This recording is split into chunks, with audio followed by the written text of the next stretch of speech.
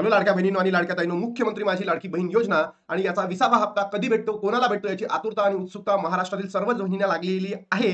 तर हा हप्ता कधी भेटणार आहे? यामध्येच लाडक्या बहिणींनो आपण काल एक व्हिडिओ बनवला होता आणि त्याच्यामध्ये सांगितलं होतं, की इतक्या लाडक्या बहिणी अपात्र ठरू शकतात. 1,05,00,000 बहिणी अपात्र ठरणार आहे, असं काल मी व्हिडिओ बनवला होता. तर त्याच्या अनुषंगाने आदितीताई तटकरेंनी स्वतः त्यांच्या Facebook हँडलला कमेंट केलेली आहे, पोस्ट केलेली आहे लाडक्या बहिणींनो. बघा काय आहे पोस्ट सगळं तुम्हाला सांगणार आहे. की बाबा किती कपात होणार आहे, काय होणार आहे, सगळं सांगितलेलं आहे. म्हणजे आपण जे व्हिडिओ बनवतो याचं उत्तर आदितीताई तटकरेंनी आपल्याला दिलेलं आहे आणि असंच मागे सुद्धा झालेलं होतं दोनदा. म्हणून लाडक्या बहिणींनो आपण एकदम ऑथेंटिक आणि कॉन्फिडेन्शियल व्हिडिओ बनवतो, जे की तुम्हाला अगदी बरोबर आणि अगदी खात्रीशीर माहिती तुम्हाला त्या ठिकाणी दिली जातं. बघा लाडक्या बहिणींनो, सर्वात महत्त्वाचा मुद्दा, गुढीपाडव्याला वितरण होणार का? तारीख फिक्स झालेली का? याचं उत्तर आहे येस. 100% तुम्हाला गुढीपाडव्याला पैसे भेटणार म्हणजे भेटणार, अशी माहिती आपल्याला जिल्हा जे महिला व बालविकास अधिकारी आहेत, जे आपल्या महाराष्ट्राचे प्रमुख आहेत, त्यांनी माहिती दिली आपल्याला. आणि आदित्य तटकरेंनी त्यांच्या पोस्टमध्ये काय म्हटलेलं आहे, ती आनंदाची बातमी आहे का दुःखाची बातमी आहे का, सगळंच तुम्हाला या व्हिडिओच्या माध्यमातून सांगणार आहे. तर चला लाडक्या बहिणींनो, मी जे म्हणतोय तेच होत आहे सध्या महाराष्ट्रामध्ये. तर मी स्वतःला असा एक एकदम मोठा माणूस म्हणणार नाही, पण ऑथेंटिक इन्फॉर्मेशन तुमच्यापर्यंत देण्याचं काम करतोय. बघा लाडक्या बहिणींनो, आदितीताई तटकरेंनी अशा पद्धतीची Facebook पोस्ट केली आहे. त्याच्यामध्ये लिहिलं आहे, मुख्यमंत्री माझी लाडकी बहीण योजनेतील लाभार्थ्यांच्या कपातीबाबत काही माध्यमांकडून प्रसारित करण्यात आलेल्या बातम्या चुकीच्या व तथ्यहीन आहेत. तर मी आदितीताई तटकरेंना या ठिकाणी प्रश्न विचारतो आहे, की मॅम, तुम्ही जेव्हा अशा प्रकारच्या बातम्या सर्क्युलेट होतात, मार्केटमध्ये येतात, तर तुम्ही अशा पद्धतीचे काय करतात? कमेंट करतात, पोस्ट करतात. पण जेव्हा लाडक्या बहिणी अपात्र ठरतात, तेव्हा का बरं तुम्ही काही पोस्ट करत नाही? हा साहजिक प्रश्न महाराष्ट्रातील सर्व बहिणींचा आहे, की जेव्हा लाडक्या बहिणी नोव्हेंबर आणि डिसेंबर महिन्यामध्ये डायरेक्टली त्यांचा लाभ बंद झाला. त्या बहिणींबाबत तुम्ही काहीही वक्तव्य केले नाही. का? पहिला प्रश्न. दुसरा प्रश्न आदित्य तटकरे तुम्हाला विचारायचा आहे, की बाबा तुम्ही ठीक आहे. आता ज्या बहिणींची ई-के-वाय-सी झाली नाही, ई-के-वाय-सी झाली नाही, त्या बहिणींना डबल ई-के-वाय-सी करण्याचा चान्स कधी देणार आहे? कारण की त्या काही कारणास्तव 31 डिसेंबरपर्यंत ई-के-वाय-सी करू शकल्या नाही. मग त्या बहिणींचा लाभ सुरळीत सुरू व्हावा, तर तुम्ही त्यांना चान्स का देत नाहीये? हा माझा दुसरा प्रश्न आहे. तिसरा प्रश्न आहे, की जी तुम्ही ई-के-वाय-सी चालू केली होती, बरोबर? ज्या बहिणींची ई-के-वाय-सी चुकली होती, तर पहिले ऑफलाईन का केली? ऑफलाईन का केली? तो 2 महिन्याचा लाभ त्यांचा का खाल्ला तुम्ही? त्यानंतर आता ऑनलाईन केली आणि ती 31 मार्चपर्यंत करणार आहात, मान्य आहे. मग ही सगळी प्रोसिजर पहिलेच का करत नाही? आणि याबद्दल तुम्ही लाडक्या बहिणींना किंवा महाराष्ट्रामधील ज्या पात्र बहिणी आहेत, यांच्यासाठी Facebook पोस्ट का करत नाही?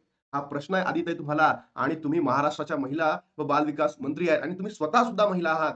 तर तुम्ही या महिलांच्या समस्या समजून घेत नाही आहेत आणि जेव्हा आम्ही अशा पद्धतीचे व्हिडिओ बनवतो, की लाडक्या बहिणी अपात्र म्हणतात, अपात्र होणार आहेत मार्च नंतर, आम्ही त्यांच्यापर्यंत योग्य माहिती देतो, तर अशा पद्धतीचे तुम्ही पोस्ट करून लाडक्या बहिणींना फसवणूक करण्याचा का प्रयत्न करता? याचं उत्तर सुद्धा तुम्ही द्यायला पाहिजे. कारण बघा लाडक्या बहिणींनो, सर्वात महत्त्वाची बातमी हे तुम्हाला सांगतोय, की 100% लाडक्या बहिणींची संख्या कमी होणार आहे. अनेक लाडक्या बहिणी अपात्र होणार म्हणजे होणार. निधी मंजूर बघा ना, 21,000चा निधी मंजूर झालाय. फक्त 21,000चा निधी मंजूर झालेला आहे.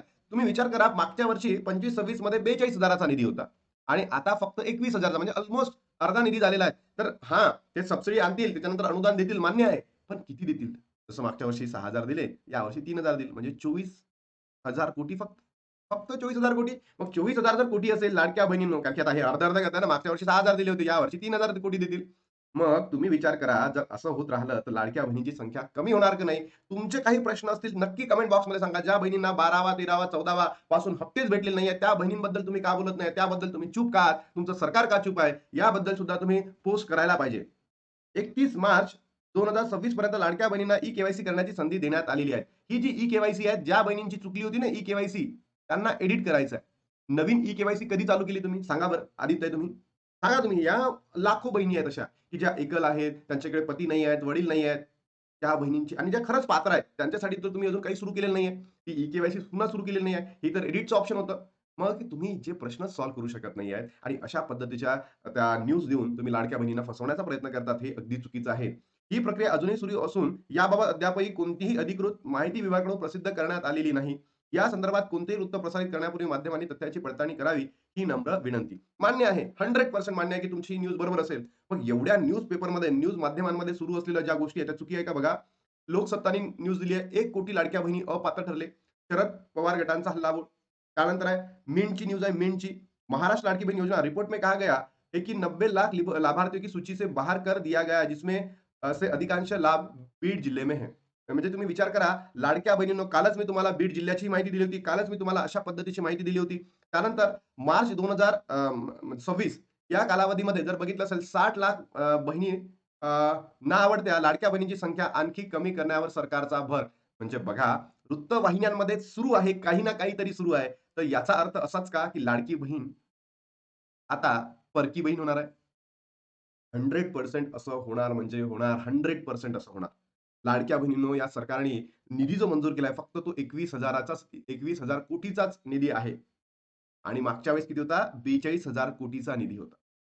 मग ते अनुदानामध्ये जे पुढचं जे देईल ते 6,000 होतं ना मागच्या वर्षी आणि 6,100 कोटीचं होतं. यावेळेस आपण म्हणू 3,000 कोटीचं.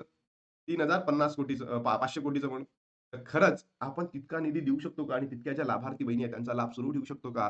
हा प्रश्न विचारणं महाराष्ट्रातील जनतेने, बहिणींनी विचारणं सरकारला गरजेचं आहे. अन्यथा लाडक्या बहिणींनो, सरकारनी ठरवलं आहे की तुमची संख्या कमी करायचं आहे. बघा, लाडकी बहीण योजना महाराष्ट्र में 90 लाख लाभार्थी सूची से बाहर. म्हणजे प्रत्येक वृत्तवाहिन्यांमध्ये जर सुरू असेल, तर त्याच्यामागे काहीतरी तथ्य असतील ना. असंच नाही ना, की एखाद्या न्यूजपेपरने दिली माहिती मान्य आहे, की सांगितलं की बाबा एवढा कमी होईल. पण हे प्रत्येक न्यूजपेपरमध्ये आहे. Loksatta, Lokmat, Mint, NDTV, Profit आणि हे सरकारचे चॅनल आहे बरं, दुसऱ्याचे चॅनल नाही आहे. बरोबर? हे सगळे सरकारचे चॅनल्स आहेत. बघा, हे टीव्ही 9नी सुद्धा दिली आहे लाडक्या बहिणींना मोठ्या झटका. एका झटक्यात लाखो बहिणी अपात्र. बीड जिल्ह्यामध्ये 2.83 लाख लाडक्या बहिणी अपात्र. तर हा नंबर इंटू 36 केला आणि असंच होणार आहे लाडक्या बहिणींनो. ना 36 जिल्हे आहेत. तर तुम्ही विचार करा, इतकाच नंबर कमी होणार आहे. म्हणजे काय, ज्या गोष्टी आपण बोलतोय त्याच होत आहे. म्हणून लाडक्या बहिणींनो, तुम्हाला म्हणतोय, की आता आपल्याला जागं व्हावं लागेल आणि सरकारला प्रश्न विचारावे लागतील. अन्यथा लाडक्या बहिणींनो, तुमची जी तुम्हाला मानधन भेटत आहे, ते कमी होणार म्हणजे होणार, की तुमचा लाभ जो आहे तुम्हाला सुरळीत भेटत आहे, तो काही कारणास्तव आता बंद केला जाऊ शकतो. म्हणून आपल्याला आवाज उठवणं गरजेचं आहे. मग आता हा जो फेब्रुवारी महिन्याचा आहे, हे जे सगळं कधी होणार आहे? मार्च महिन्यानंतर. म्हणजे एप्रिलपासून पुढचे हप्ते तुम्हाला भेटणार नाही. ज्या बहिणी आता अपात्र ठरतील, सरकार 31 मार्च नंतर त्यांचा लाभ बंद होतील. मग 19 तारखेला आहे गुढीपाडवा. गुढीपाडवा. तर तुम्हाला एवढी खुशखबर देतोय लाडक्या बहिणींनो, कारण की आपल्याला जी माहिती भेटलेली आहे, त्याच्यामध्ये हेच सांगण्यात आलेलं आहे, की 19 तारखेला म्हणजे गुढीपाडव्यापर्यंत तुमच्या अकाउंटला पैसे क्रेडिट होणार आहे.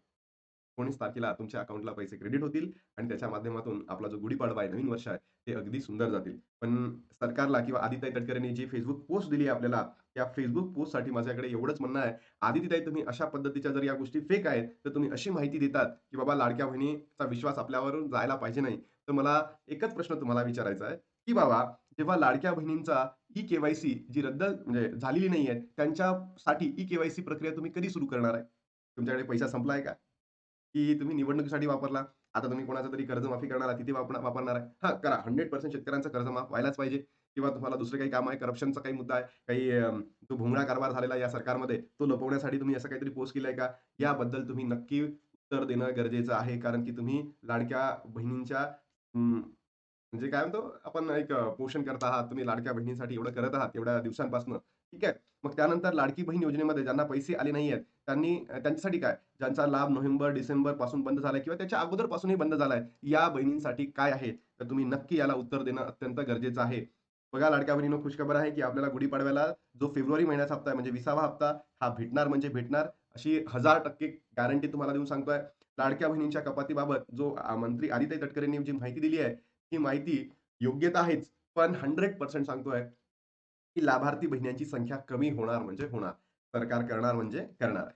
तर किती होते आता ते बघणं गरजेचं आहे. पण आदित्य तटकरेंनी याबद्दल सविस्तर माहिती द्यायला पाहिजे, की कसं होणार आहे, कशा बहिणी अपात्र ठरतील, सगळं द्यायला पाहिजे. एवढीच अपेक्षा करतोय. आता थांबताना भेटतो तुम्हाला नवीन व्हिडिओमध्ये. तोपर्यंत जय हिंद, जय महाराष्ट्र, जय श्रीराम.